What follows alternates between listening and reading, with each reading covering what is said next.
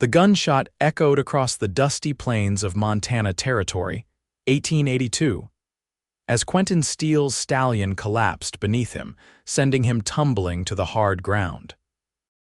Blood soaked through his shirt from the bullet wound in his shoulder, but the pain paled compared to the knowledge that the men who ambushed him were heading toward his homestead toward Victoria. Quentin had never believed in love at first sight until the day Victoria Greenwood stepped off the stagecoach in Butte. Her fiery spirit and determination had captivated him from the moment she'd announced to the entire town that she was there to claim her late uncle's abandoned property. The local cattle baron had other plans for that land, and Quentin, then just a ranch hand with dreams bigger than his pockets, had found himself inexplicably drawn to her defense. Now, 3 years later, as he dragged himself toward his horse's saddlebags to retrieve his spare revolver, he thought of the life they'd built together. The small but thriving ranch, the twin boys they'd adopted after finding them orphaned during a supply run to town, and the promise of a future that seemed so certain just hours ago. He couldn't let Silas Thornton and his men take everything from him. Quentin checked his ammunition, grimacing as pain shot through his shoulder. 6 bullets. He had 6 bullets to save his family and their home. He'd have to make each one count. The sun beat down relentlessly as Quentin pushed his body to its limits. His boots kicked up dust with each labored step toward home. His thoughts raced to Victoria, beautiful, strong-willed Victoria, who had traded her life as a schoolteacher back east for the harsh realities of frontier life, all for a piece of land to call her own. How quickly that dream had expanded to include him, and then the boys. 2 hours later, he crested the final hill that overlooked their modest ranch. Relief washed over him as he saw no sign of Thornton's men. Perhaps he'd outpaced them, or they'd taken a different route.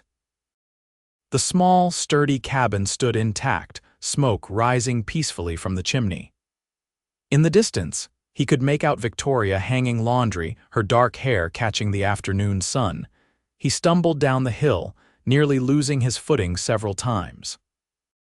When he was within shouting distance, he called out her name, his voice cracking with exhaustion and pain. Victoria turned, her hand shielding her eyes from the sun.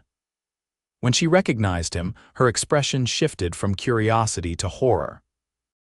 She dropped the wet shirt she'd been holding and ran toward him. "Quentin, dear God, what happened?" she cried, reaching him just as his legs gave out. He collapsed into her arms, his larger frame nearly taking her down with him. "Thornton's men," he managed, "ambushed me at Miller's Creek." "They're coming, Victoria, they're coming for the land."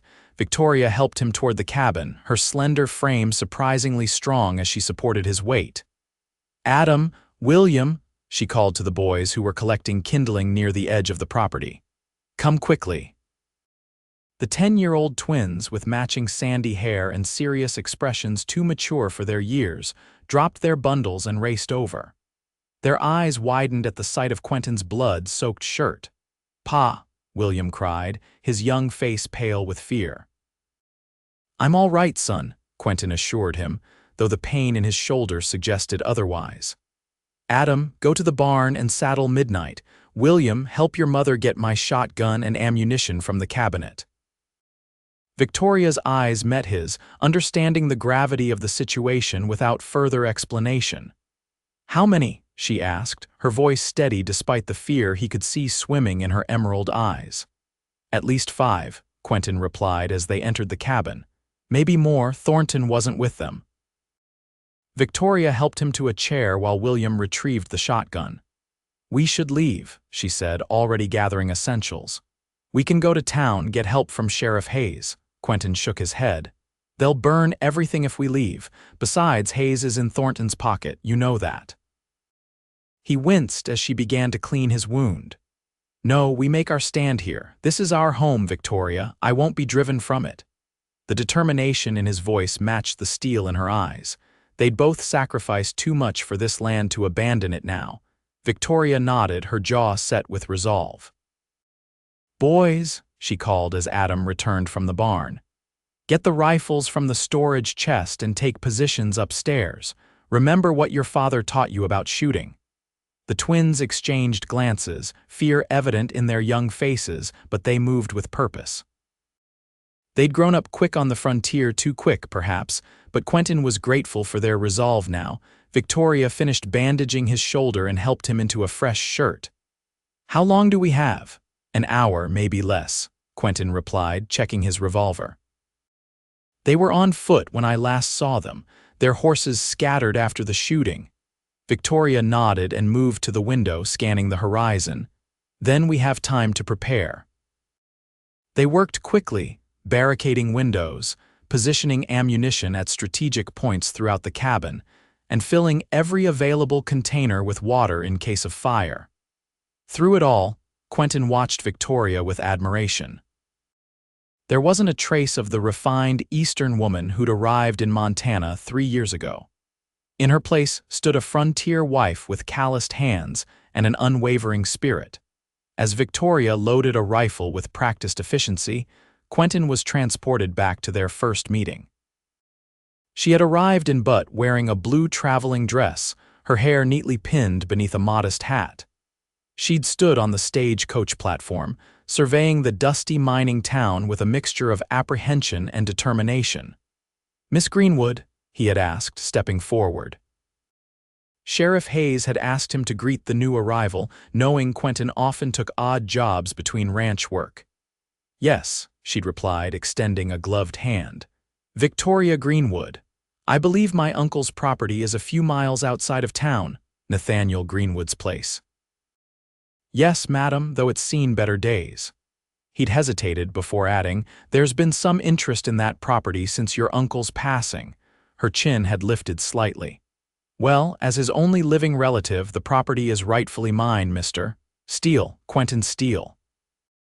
He'd tipped his hat, trying not to stare at her delicate features. "And I'd be happy to escort you there, though I should warn you, frontier life isn't easy for a woman alone." The look she'd given him had been equal parts amusement and defiance. "Mr. Steele, I've been teaching 30 children in a one-room schoolhouse in Boston for the past 5 years. I doubt the frontier can present anything more challenging than that." How wrong she'd been, and how quickly she'd adapted. Within months, she'd transformed the dilapidated cabin into a proper home. She'd learned to ride, to shoot, to tend crops and animals, and somewhere along the way, Quentin had fallen hopelessly in love with her. Now, as they prepared to defend their home, he caught her hand as she passed. "Victoria." She paused, her eyes meeting his. "Yes, I love you," he said simply. "Whatever happens today, I want you to know that these years with you have been the best of my life." Her expression softened and she leaned down to kiss him gently. "We're going to be fine, Quentin Steele." This isn't the end of our story. The sound of approaching horses broke the moment. Victoria straightened, moving to the window. "They're coming, 5 riders approaching from the east." Quentin pushed himself up, ignoring the pain in his shoulder. "Boys," he called upstairs. "Remember what I taught you. Aim for the center and only shoot if you have a clear target." "Yes, Pa," came their unified response.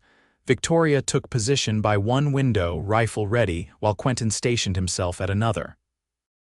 As the riders drew closer, he recognized Jacob Miller, Thornton's foreman, leading the group. "Steele," Miller called out when they were within shouting distance. "Come on out and let's talk like civilized men." Quentin exchanged a glance with Victoria before responding. "Nothing civilized about ambushing a man, Miller. What does Thornton want this time?" Miller dismounted, keeping his horse between himself and the cabin. "Same as always. He's willing to pay fair market value for your land. We need the water access and you're sitting right on it." "This land isn't for sale," Quentin shouted back. "Now get off my property before someone gets hurt." Miller's laugh carried across the yard. "Someone already got hurt, Steele, and there's more where that came from unless you start seeing reason." "The only reason I see is that Thornton wants to control every drop of water in the territory," Quentin replied. "Tell him we're not interested and we're not leaving." There was a pause as Miller conferred with his men. Then he called out again, Thornton says to remind you about what happened to the Wilson place last spring. Would be a shame if your pretty cabin went up in smoke. Worse if your family was inside when it did. Victoria's grip tightened on her rifle. The Wilson family had refused to sell to Thornton and had lost everything in a mysterious fire. They'd left the territory soon after, with nothing but the clothes on their backs. "That's your last warning, Miller," Quentin said, his voice deadly calm. "The next man who threatens my family gets a bullet." Miller signaled to his men and they spread out, taking cover behind rocks and the few trees surrounding the property. "Have it your way, Steele." The first shot came from behind the barn, splintering the wood beside the window where Victoria stood. She didn't flinch, simply adjusted her position and returned fire with calm precision. "They're trying to circle around back," she called to Quentin as she reloaded. 3 men moving toward the creek. Upstairs, the boys had begun firing, their shots careful and measured as Quentin had taught them. For children who had lost their parents to violence, they showed remarkable courage in the face of danger. The skirmish continued as the sun began its descent toward the horizon. Thornton's men were cautious, conserving ammunition and taking only calculated shots. They were trying to wait the family out, hoping darkness would give them the advantage. "We need to end this before nightfall," Quentin said to Victoria during a lull in the shooting. "They'll burn us out if they get the chance." Victoria nodded, her face streaked with sweat and gunpowder. "I've been thinking." The old storage cellar under the east side of the house, it connects to the creek bed. "If one of us could get out that way, circle behind them." Quentin considered this. "It's too dangerous. If they spot you, they won't," Victoria interrupted. "They don't know about the cellar and they're focused on the cabin. I can make it to the trees and come up behind them." Before Quentin could protest further, she pressed a quick kiss to his lips. "Trust me, I can do this." He wanted to argue, to insist that he should be the one to go, but his injured shoulder made that impractical. Besides, Victoria was right, she was smaller, quieter, and knew the terrain as well as he did. "Be careful," he finally said. "If anything happens to you." She smiled, that determined smile that had made him fall in love with her. "Nothing will. Keep them distracted." With that, she disappeared toward the back of the cabin, where the trapdoor to the cellar was hidden beneath a rug. Quentin moved to the front window and fired 2 shots in quick succession, drawing the attention of Miller's men. Upstairs, the boys continued their steady defense, showing remarkable discipline for children their age. Time seemed to stretch as Quentin waited, firing occasionally to maintain the illusion that nothing had changed. The sun sank lower, casting long shadows across the yard. In the growing darkness, he strained to see any sign of Victoria or Thornton's men. A single shot rang out from the direction of the creek, followed by a strangled cry. Then another shot, and another. Confusion erupted among the attackers as they realized someone was firing at them from behind. "It's a trap," one of them shouted. Miller tried to regain control. "Hold your positions, it's just one person." But Victoria's strategy was working. In the chaos, 2 of Miller's men broke cover, making a dash for their horses. Quentin took aim and fired, hitting one in the leg. The other made it to his horse, but took a shot from above. One of the boys had found his mark. The tide had turned. With Victoria firing from the creek bed and Quentin and the boys from the cabin, Miller's remaining men were caught in a deadly crossfire. Within minutes, 2 lay wounded in the dirt while Miller and 1 other man had retreated behind the barn. "Miller," Quentin called out, "it's over, take your wounded and go." There was a long pause before Miller's voice came back. "This isn't finished, Steele. Thornton won't stop until he gets what he wants." "Then he'll be disappointed," Quentin replied. "Now go, before we decide to finish this permanently." After another tense moment, Miller and his remaining man emerged from behind the barn, helping their wounded companions onto horses. They retreated slowly, Miller's eyes fixed on the cabin with unmistakable hatred. As soon as they were out of sight, Quentin rushed outside, scanning the creek bed for Victoria. "Victoria!" he called, fear gripping his heart when she didn't immediately answer. Then, emerging from the trees like a vision, she appeared, rifle in hand, her hair having come loose from its pins during her mission. She was alive, unharmed, and more beautiful to Quentin than ever before. He crossed the distance between them in long strides, gathering her in his arms despite the pain in his shoulder. "You incredible woman," he murmured against her hair. "You saved us all." Victoria leaned back to look at him, her eyes bright with the aftermath of danger and victory. "We saved each other. That's what family does." The boys came running from the cabin, their young faces alight with relief and excitement. "Ma, Pa, did you see? I got one of them," William exclaimed. "Just winged him," Adam corrected, "but it was a good shot." Quentin ruffled their hair, his heart full. "You both did well. I'm proud of you." As they walked back to the cabin together, Victoria's hand in his, Quentin knew this wouldn't be the end of their troubles with Thornton. But for now, their home was safe, their family intact, and that was enough. The following days passed in tense vigilance. Quentin's shoulder healed slowly, the bullet having passed clean through without hitting bone. Victoria tended to him with the same determination she applied to everything, changing his bandages twice daily and brewing willow bark tea for the pain. The boys took on additional responsibilities, checking the perimeter of the property each morning and evening, taking care of the livestock, and helping with chores Quentin couldn't manage one-handed. Their serious faces made Quentin's heart ache. Children so young shouldn't have to shoulder such adult concerns. A week after the attack, Victoria suggested they ride into Butte. "We need supplies," she reasoned, "and the boys need to see something besides these four walls and danger lurking behind every tree." Quentin was reluctant. Thornton's men could be waiting. "They wouldn't dare try anything in town," Victoria countered. "Besides, people should know what happened. Thornton has gotten away with intimidation for too long because folks are too scared to speak up." In the end, he agreed, knowing she was right. They couldn't live in fear forever, and isolation would only make them more vulnerable in the long run. The ride to Butte was uneventful, though Quentin remained vigilant, his good hand never far from his revolver. The boys rode double on their pony, eyes wide and watchful, while Victoria sat straight and proud on her mare. Butte had grown significantly in the years since Victoria had arrived. What had once been a small mining settlement was now a bustling town, with proper buildings replacing many of the original wooden structures.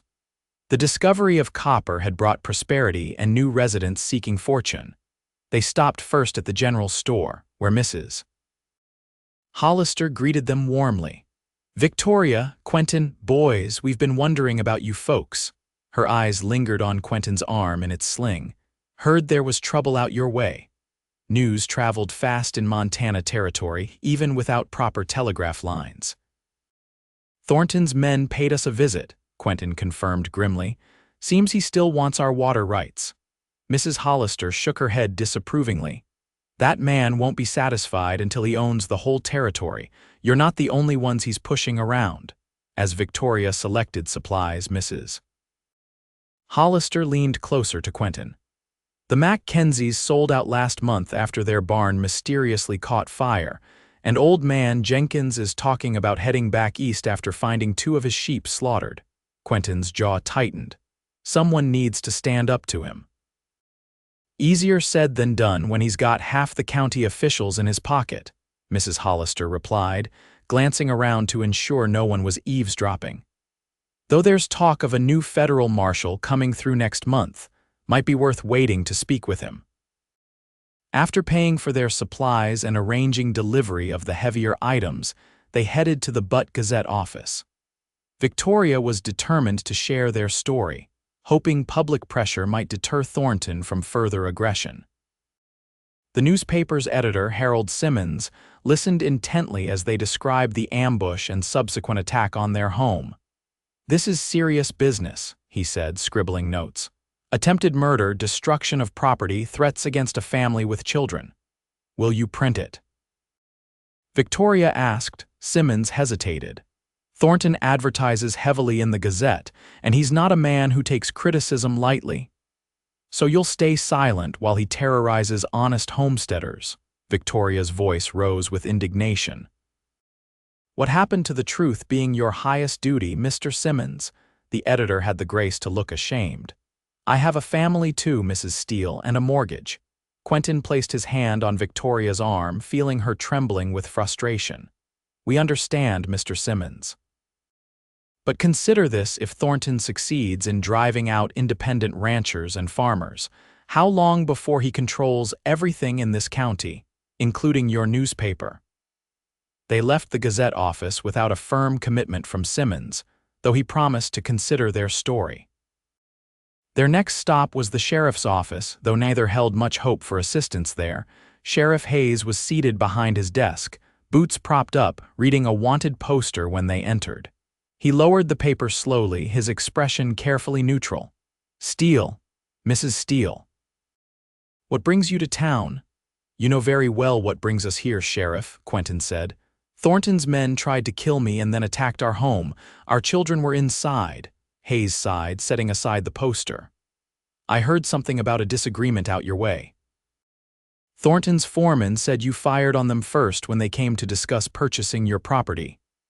That's a lie, William blurted out, stepping forward despite Adam's restraining hand.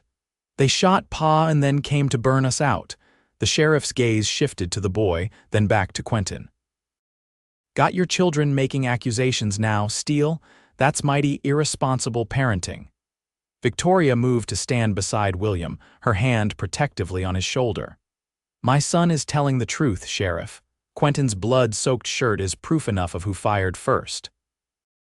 A shirt you could have staged for all I know, Hayes countered, standing up.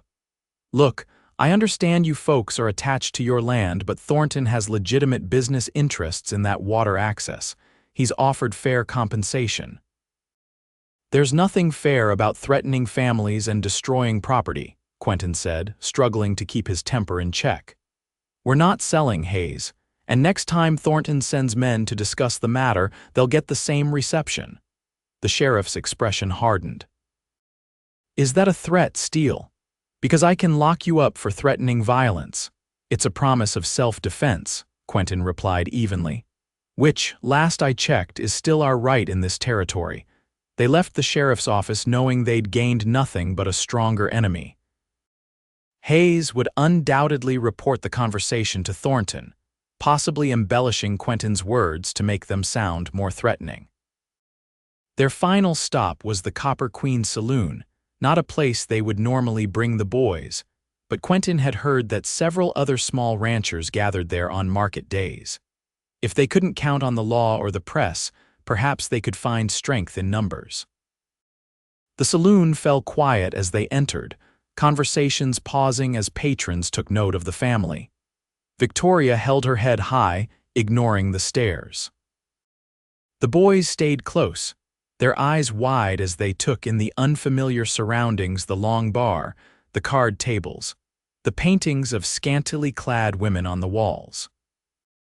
Quentin spotted a group of men he recognized at a corner table: Peterson, whose property bordered theirs to the south, Rodriguez, who ran a small sheep operation in the foothills, and Clark, whose vegetable farm supplied much of Butte with fresh produce.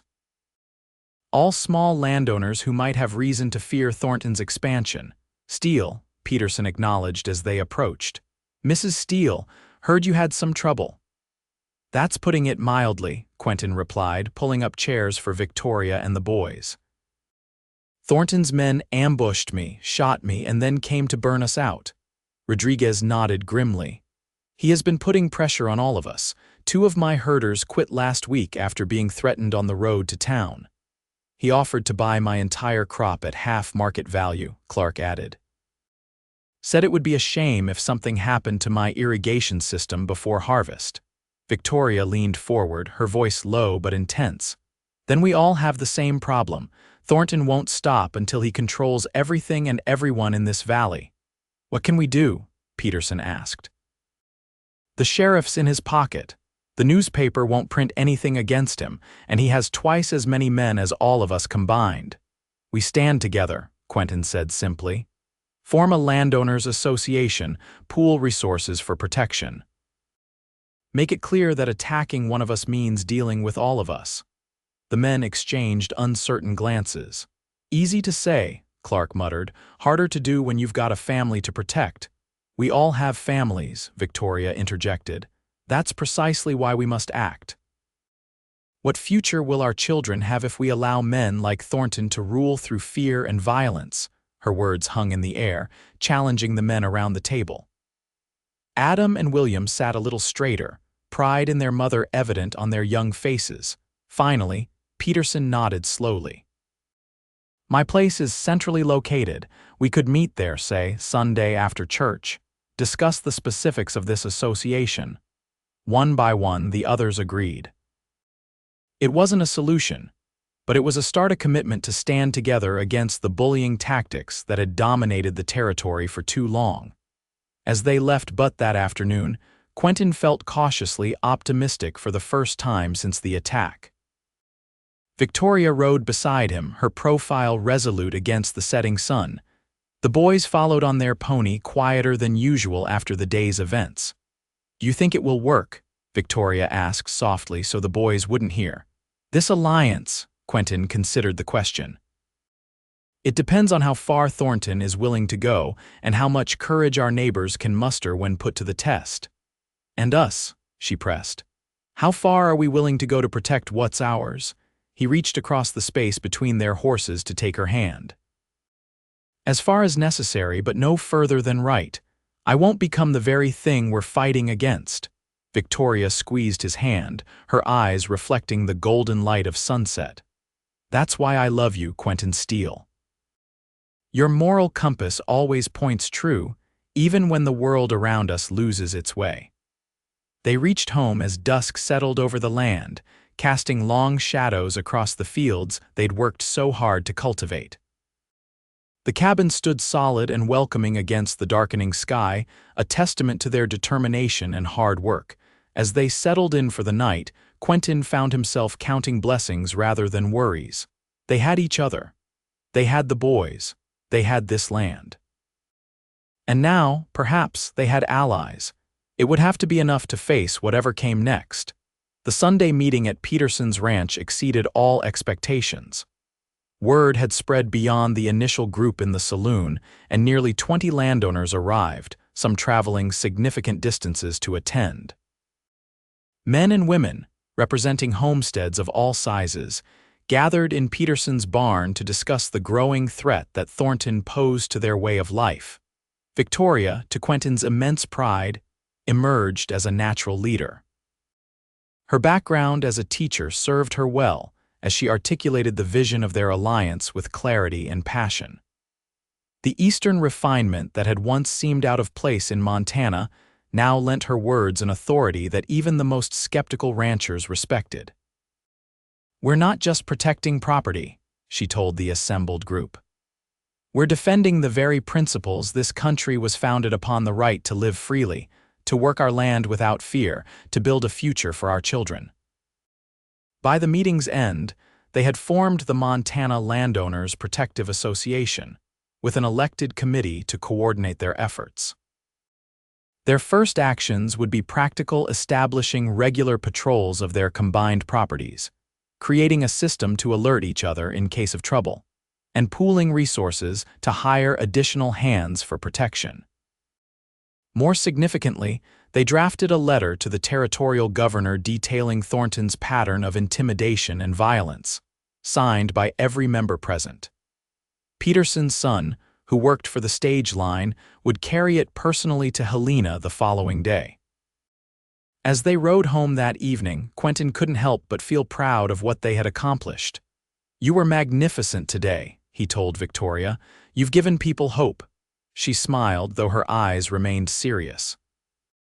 Hope is valuable, but Thornton won't be deterred by words and organization alone. He'll retaliate once he realizes what we've done. Her prediction proved accurate sooner than either expected. 3 days after the meeting, they awoke to find 2 of their milk cows slaughtered in the pasture, their throats cut cleanly, the bodies left where they fell. A warning, silent but unmistakable. The boys were devastated. They had raised those cows from calves, naming them and caring for them daily. Adam, the more sensitive of the twins, refused to speak for an entire day after discovering the animals. William channeled his grief into anger, begging Quentin to teach him more about shooting and fighting. That night, after the boys had finally fallen asleep, Victoria sat with Quentin on the porch, a rifle across her lap, watching the darkness. "We should send the boys away," she said quietly. "To my cousin in Denver, perhaps, just until this is resolved." Quentin understood her fear. "If we separate now, we're doing exactly what Thornton wants, dividing our family, weakening our resolve. I would rather have them alive and away than in danger here," Victoria countered, her voice tight with emotion. "They've already lost one set of parents, Quentin. I couldn't bear for them to be orphaned again." He took her hand, feeling the tension in her fingers. "We'll discuss it with them tomorrow. They're old enough to have a say in this." The conversation with the boys the next morning did not go as expected. Both adamantly refused to leave. "This is our home too," William insisted, his young face set with determination. "We won't run away." "And you need us here," Adam added quietly. "We can help protect the ranch." Victoria knelt before them, taking their hands in hers. "Your father and I want you safe.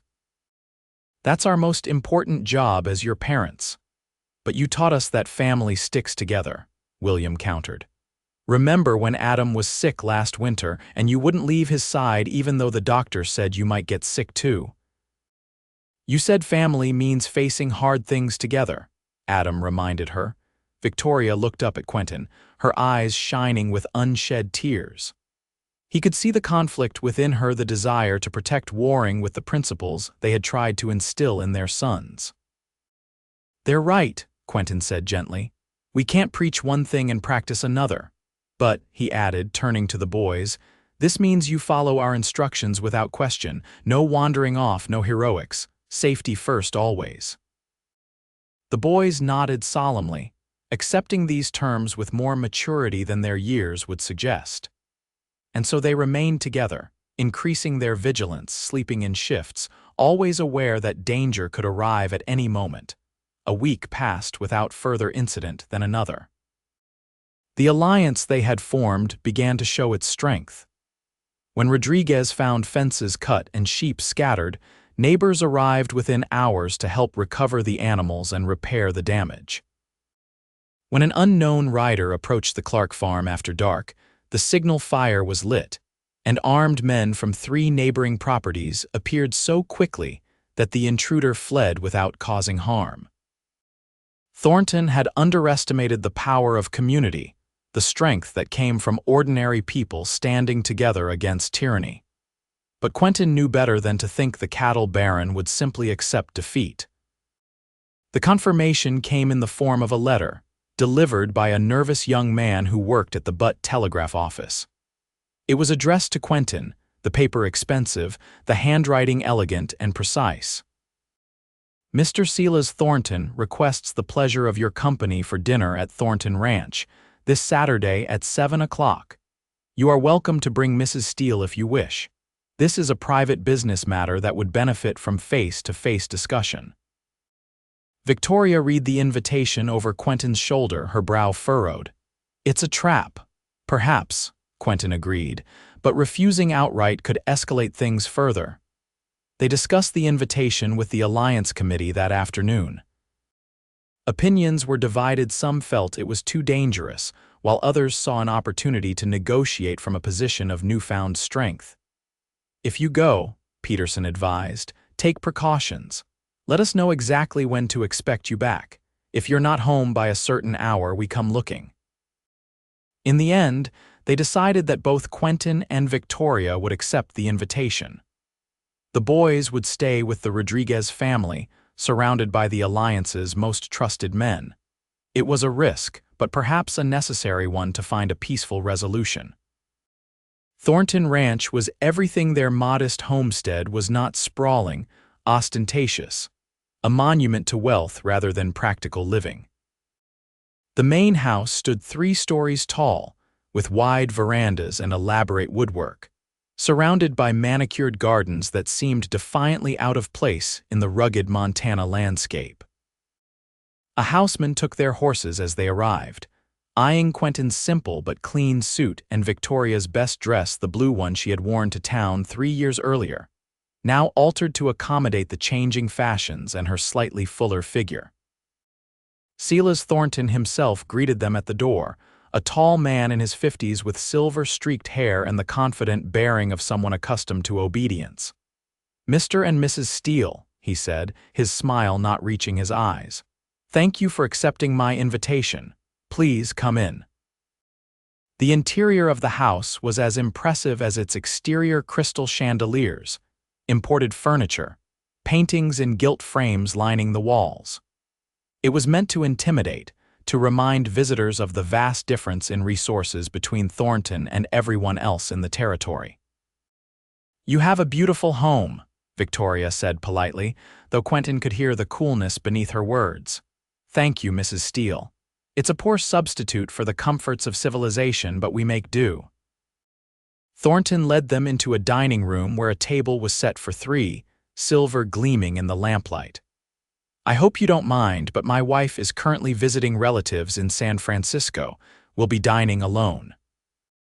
Throughout the elaborate meal, served by silent staff who appeared and disappeared with practiced efficiency, Thornton kept the conversation light, commenting on the weather, asking about the boys' education, inquiring after mutual acquaintances in Butte.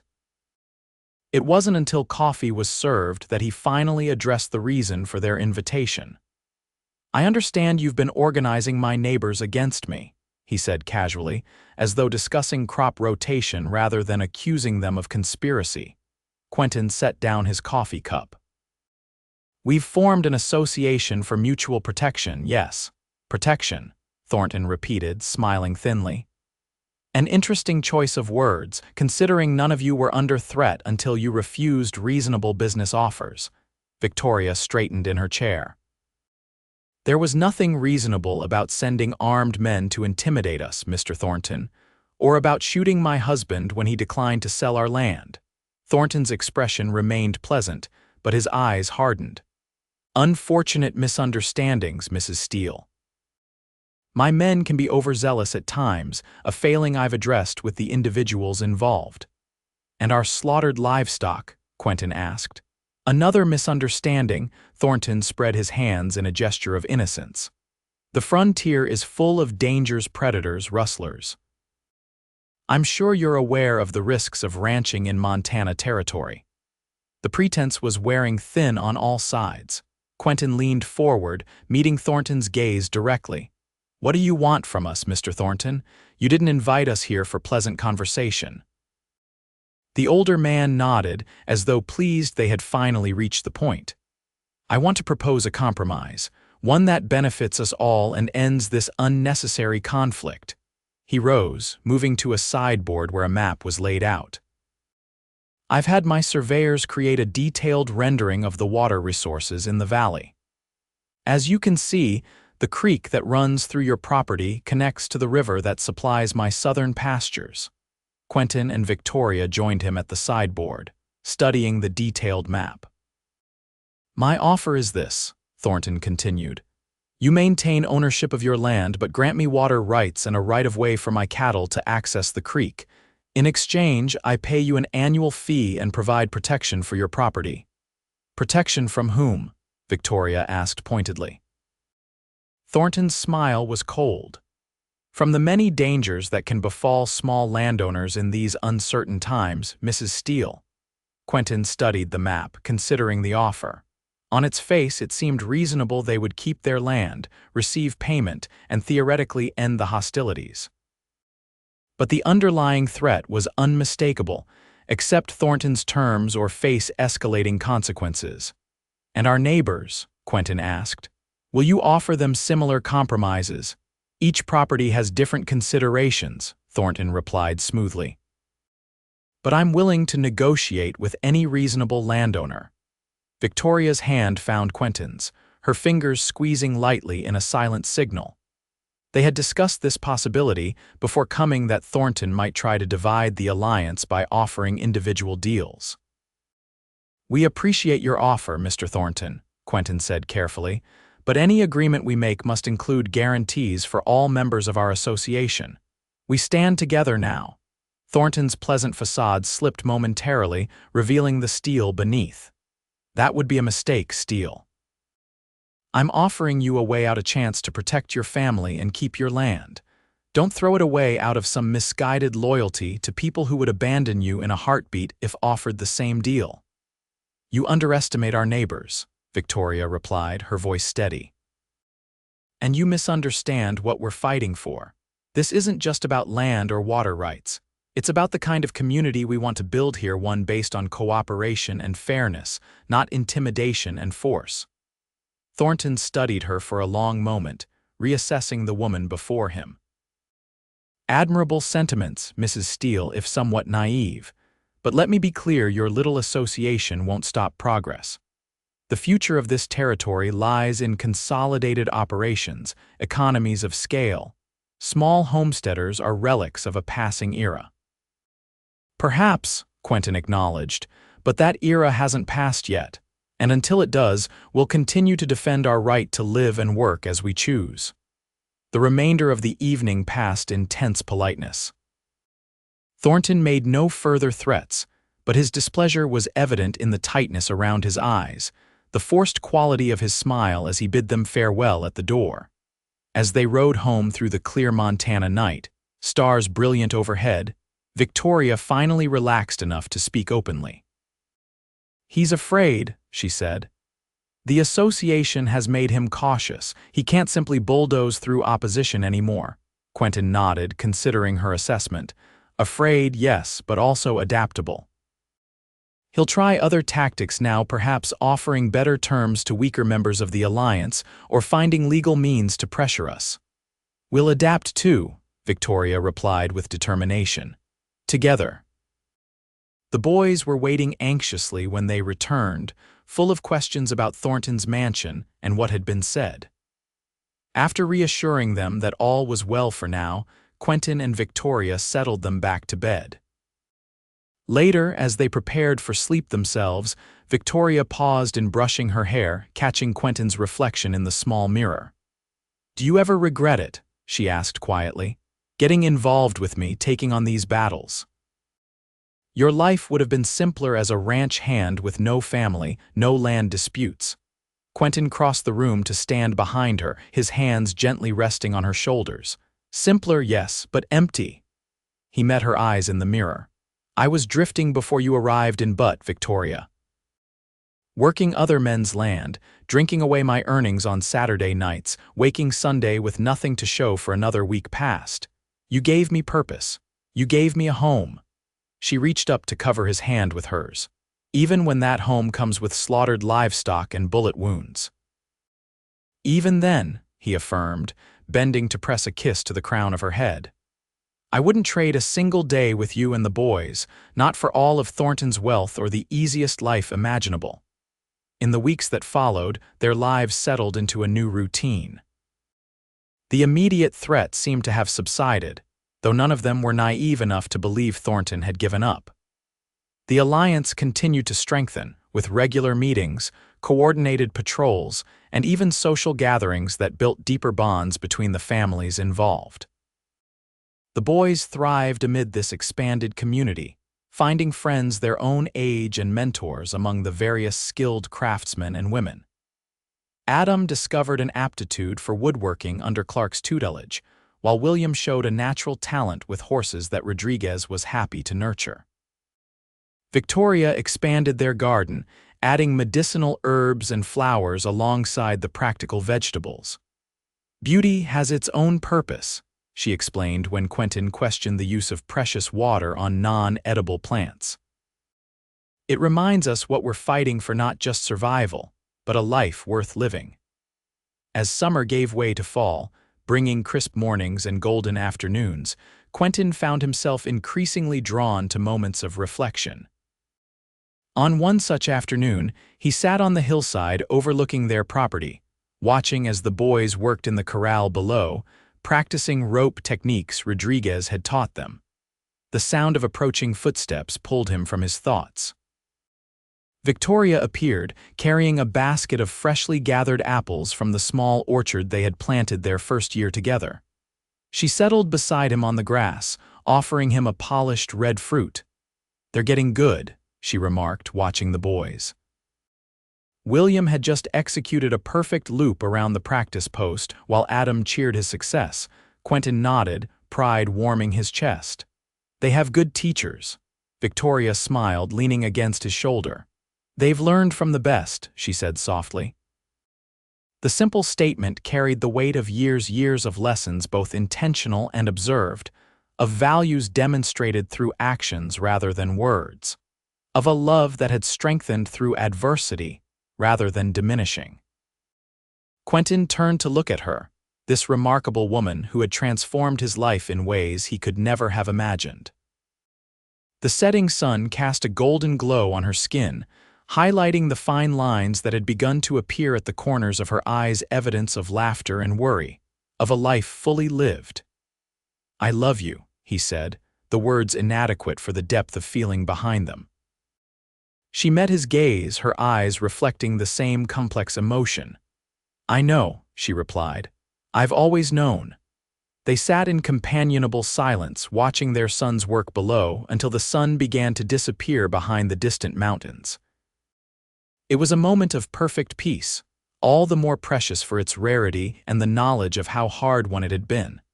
The peace was shattered the next morning by the arrival of a rider from town.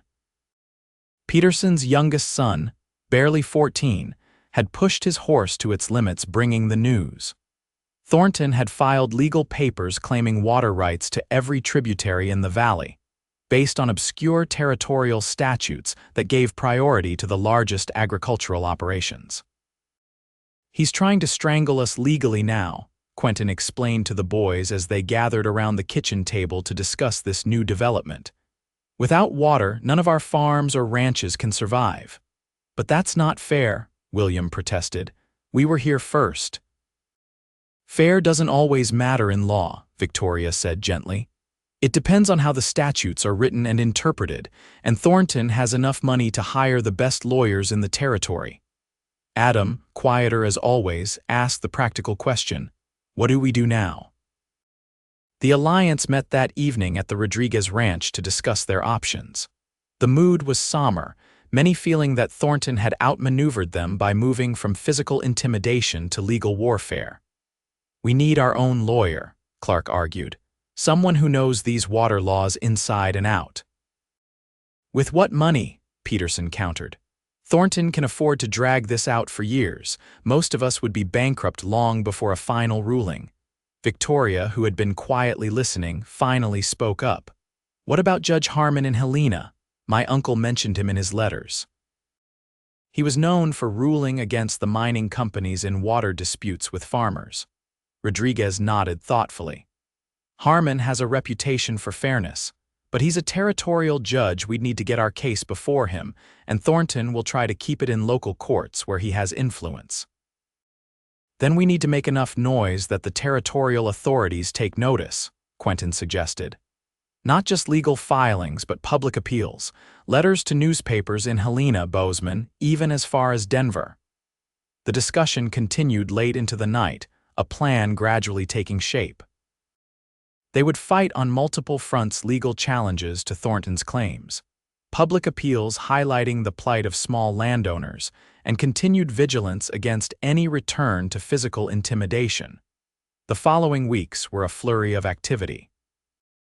Victoria, drawing on her education and teaching background, drafted eloquent letters that were sent to newspapers throughout the territory and beyond. Quentin and other alliance members traveled to Helena to file counterclaims and petition for their case to be heard at the territorial level. The boys contributed in their own ways, running messages between alliance members, helping with additional chores as adults devoted time to the legal fight, and maintaining a positive spirit that bolstered everyone's determination. By mid-October, their efforts began to show results. The Helena Independent published Victoria's letter, along with an editorial criticizing the consolidation of resources by wealthy cattlemen at the expense of family farms. Similar pieces appeared in newspapers as far away as Denver and Salt Lake City. More significantly, Judge Harmon agreed to review the water rights dispute, scheduling hearings for November. It was a preliminary victory, though everyone knew the real battle was just beginning. Thornton's response was swift. New no trespassing signs appeared along the creek where it ran through his property, though legally the water itself couldn't be owned. His men increased their patrols along the boundaries of his land, making their presence felt. And in town, merchants suddenly found reasons why they couldn't extend credit to alliance members or had to charge higher prices for basic supplies. "He's trying to isolate us," Victoria observed as they returned from a particularly difficult trip to Butte, where they'd been forced to pay cash for supplies that had previously been available on credit. "Make life so difficult that we give up before the legal proceedings even begin." Quentin nodded grimly. "And it's working on some. The Millers are talking about selling out and the Johnsons are considering returning to Minnesota. Then we need to find ways to support each other beyond protection," Victoria said, her mind already working on solutions. "Pool resources, share labor, create our own small economy if necessary." That evening, she proposed the idea to the Alliance, a cooperative system where members could trade goods and services directly, reducing their dependence on town merchants. Farmers with surplus vegetables could exchange with ranchers who had extra meat. Those with specialized skills could offer them in trade for goods they needed. The concept was met with enthusiasm, particularly from the women in the group who often handled household economies. Within days, a rudimentary system was established, with regular meeting points for exchanges and a ledger to track balances. As November approached, bringing the first dusting of snow to the higher elevations, preparations for the legal hearings intensified. The Alliance had pooled funds to hire a lawyer not as prestigious or experienced as Thornton's team, but a dedicated young man named Daniel Foster who had studied water law specifically. "We have moral right on our side," Foster told them during a strategy meeting at the Steele cabin. "And Judge Harmon is known for favoring established use over speculative claims. The fact that you've been using these water sources for years, while Thornton's claims are based on future expansion, will work in our favor." The night before they were to depart for Helena, Victoria couldn't sleep. Quentin found her at the kitchen table, reading through Foster's briefings by lamplight, making notes in the margins. "You should rest," he said softly, sitting beside her. "Tomorrow will be a long day." She looked up, fatigue evident in her face. "I keep thinking of everything that's at stake. Not just our land, but our entire community. If we lose this, we might still lose," Quentin acknowledged, taking her hand. "But we've already won something important. Look at what's happened these past months. People who barely knew each other before are now sharing food, labor, even watching each other's children. Whatever Thornton does, he can't take that from us." Victoria smiled, though her eyes remained worried. "When did you become the optimist in this family?" "I learned from the best," he replied, echoing her words from that golden afternoon on the hillside. "A certain schoolteacher who arrived in Butte convinced me that the world could be better than it was if only we were brave enough to make it so." The legal proceedings in Helena lasted for 3 tense days. Thornton's lawyers presented elaborate arguments about economic development and efficient use of resources, backed by impressively detailed maps and projections. Foster, in contrast, focused on human stories, families who had built homes and livelihoods from nothing, communities that depended on shared access to water, the rich tradition of riparian rights in American law. Judge Harmon, a weathered man with shrewd eyes and a reputation for fairness, listened to both sides with equal attention. When testimony concluded on the 3rd day, he announced that he would need time to consider his ruling and would send written notification within the month. The waiting was perhaps the hardest part. November deepened toward winter, bringing shorter days and longer nights. The Alliance continued its cooperative efforts, sharing Thanksgiving celebrations in a community gathering that lifted spirits despite the uncertainty hanging over their future. The boys, sensing the tension in the adults around them, became unusually helpful and considerate. Adam spent hours assisting Victoria with household tasks, while William took on additional responsibilities with the livestock without being asked. "You've raised fine sons," Peterson commented during a visit in early December. "Most boys their age would be restless and complaining with all that's happened, but they stand tall beside you both." Quentin watched as the twins helped unload Peterson's wagon, working together with the seamless coordination they'd developed over years. "They've had good examples," he replied. "Not just from Victoria and me, but from everyone in the Alliance. They've seen what it means to stand firm for what's right, even when it's difficult." The letter from Judge Harmon arrived the week before Christmas, delivered by a special courier who had ridden through a snowstorm to reach them. Quentin's hands trembled slightly as he broke the official seal. Victoria and the boys gathered close, their faces reflecting the mixture of hope and fear that had become so familiar. His eyes scanned the formal language, searching for the conclusion amid the legal terminology. When he found it, he had to read it twice to believe what he was seeing. "He ruled in our favor," Quentin announced, his voice thick with emotion. "Thornton's claims are denied. Our water rights are confirmed along with those of all Alliance members." Victoria let out a cry of joy, throwing her arms around him. The boys whooped and danced around the kitchen, their excitement contagious. "There's more," Quentin continued, reading further. "The judge specifically cited our cooperative use of the water as exemplary of the territorial principles of fair resource allocation. He's ordered Thornton to remove all obstructions from the waterways and to cease interference with established access points." It was a victory more complete than any of them had dared to hope for. As news spread throughout the Alliance, celebrations erupted at every homestead. Years of intimidation and fear had finally given way to justice. Thornton's response was predictably bitter. Through his lawyers, he filed notice of appeal, though such processes could take years to resolve.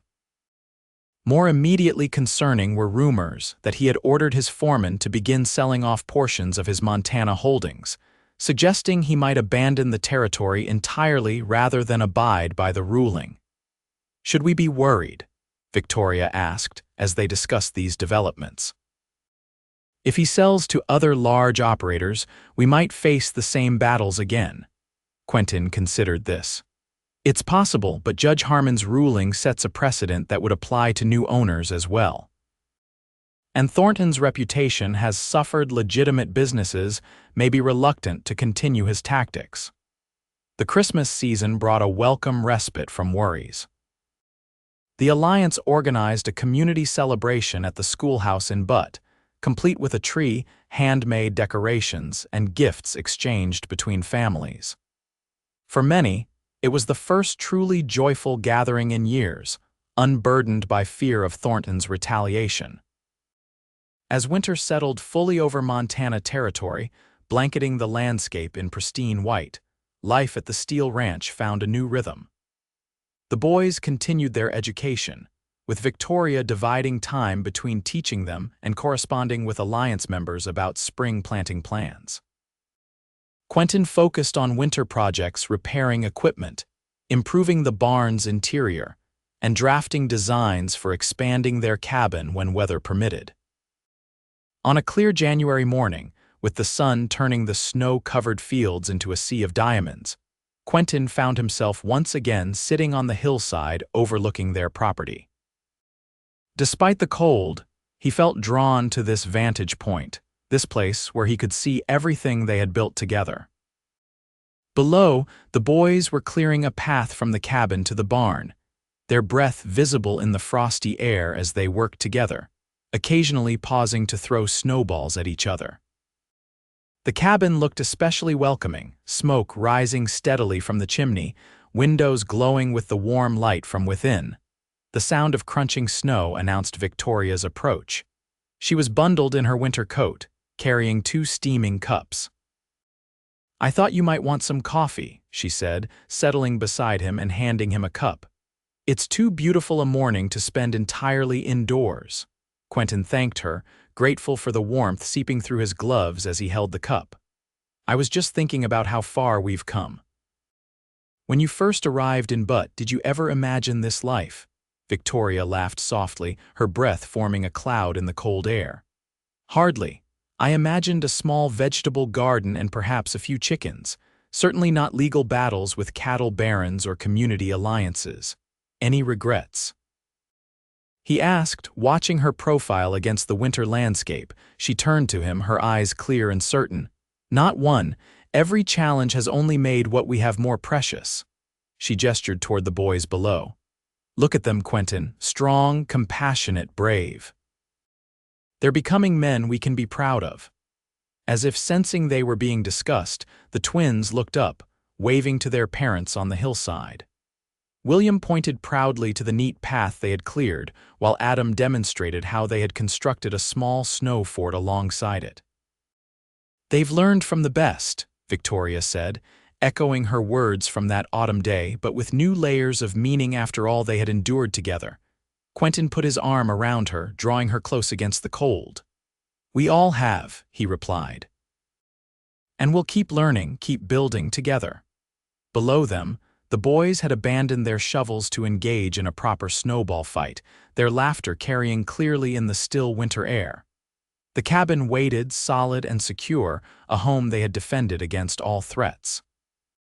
Beyond it stretched their fields, now dormant under snow but ready for spring planting when the seasons turned again. It was not the life either of them had envisioned when their paths first crossed in Butte 3 years earlier. It was something richer, more complex, forged in equal parts love and determination. A life built by their own hands and defended by their united will. As the sun climbed higher in the winter sky, casting long blue shadows across the snow, Quentin and Victoria remained on the hillside, bearing witness to the world they had created, not just a piece of land with buildings and fences, but a community bound by common purpose.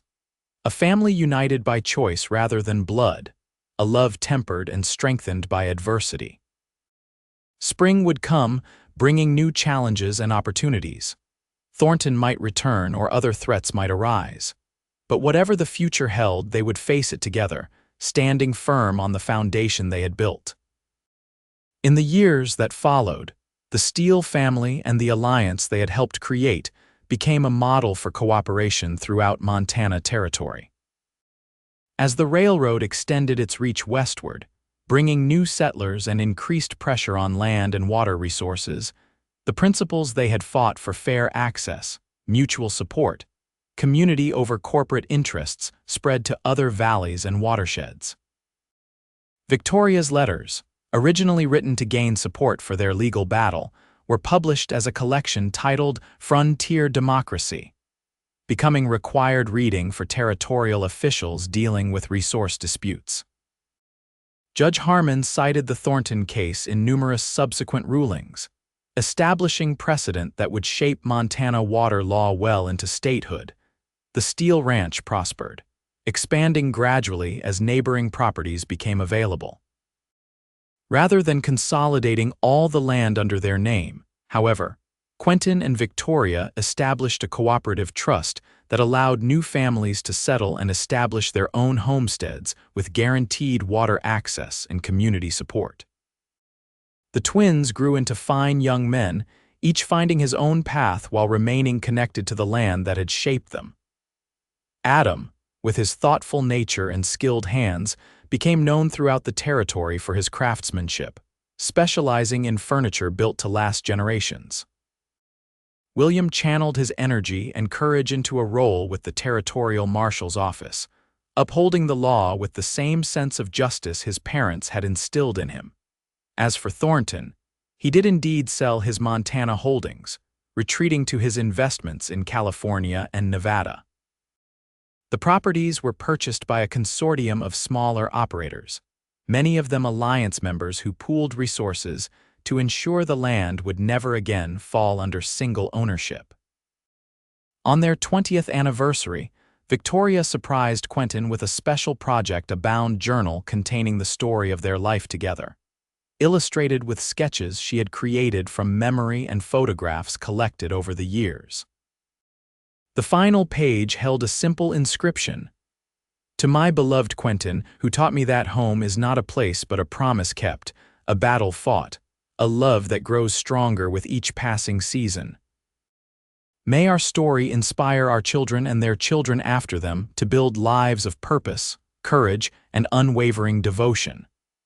That evening, as twilight settled over their expanded homestead, they sat together on the porch of the cabin they had defended so fiercely. The original structure now served as the heart of a larger home, built gradually as their family and prosperity grew. Through the open door, they could hear the sounds of celebration, their sons and their wives, grandchildren playing, friends and neighbors gathered to mark the occasion.